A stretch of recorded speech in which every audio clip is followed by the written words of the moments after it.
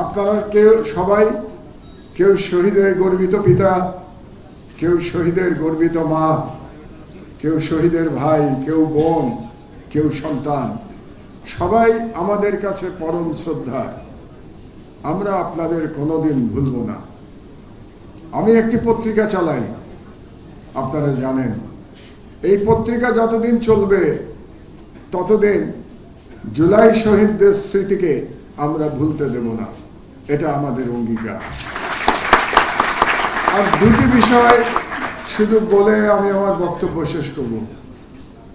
আমরা কি বুঝতে পারছি যে জুলাই শহীদরা আজকে যাদেরকে আমরা সম্বর্ধনা জানাচ্ছি, যাদেরকে সম্বর্ধনা জানিয়ে নিজেরা সম্মানিত বোধ করছি, তারা কতটা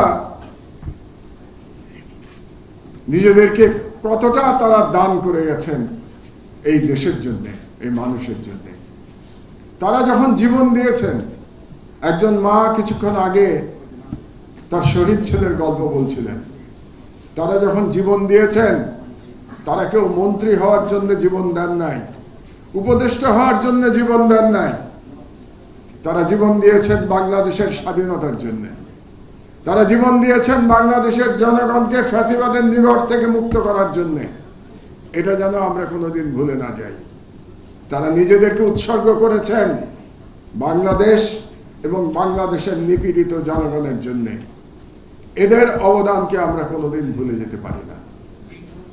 আর দ্বিতীয় কথা হলো, ফ্যাসিস্ট পলাতক শেখ হাসিনা কেবল নিজেই হত্যার জন্য দায়ী নন, তিনি কিন্তু বাংলাদেশ ব্যাপী একটি বিশাল হত্যার মেশিন তৈরি করেছিলেন। আমরা আজকে শহীদ ইঞ্জিনিয়ারদের অনুষ্ঠানে এসেছি। আমি নিজেও প্রকৌশল বিশ্ববিদ্যালয়ের ছাত্র। আমি গর্ববোধ করি শহীদ আবরার যে হলে থাকতেন, যে ইউনিভার্সিটির ছাত্র ছিলেন, আমিও সেই হলে থাকতাম, আমিও সেই ইউনিভার্সিটির ছাত্র ছিলাম। শহীদ আবরারের পিতা আজকে এখানে উপস্থিত আছেন। তো এই যে একটা হত্যার বিশাল মেশিন তৈরি করেছিল শেখ হাসিনা, আমি ইঞ্জিনিয়ারদের ভাষায় বলতে চাই, সেই মেশিনে অসংখ্য পার্টস ছিল। সেই মেশিনের নাট ছিল, বোল্ট ছিল, গিয়ার ছিল, পিনিয়ন ছিল, পাইপ ছিল, সবকিছু ছিল। আমরা এদের সবাইকে খুঁজে বের করব।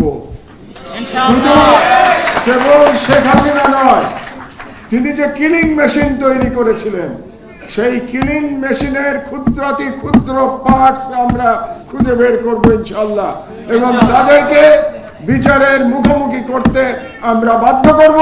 সেটা এই সরকারকে হোক অথবা পরবর্তী যে কোনো সরকার ক্ষমতায় আসুক না কেন, আমরা রাজপথে থেকে আমাদের লড়াই কোনোদিন বন্ধ করব না।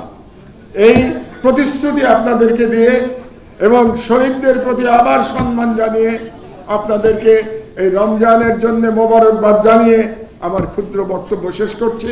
আল্লাহ হাফেজ। বাংলাদেশ জিন্দাবাদ। জুলাই শহীদরা দীর্ঘজীবী হোক।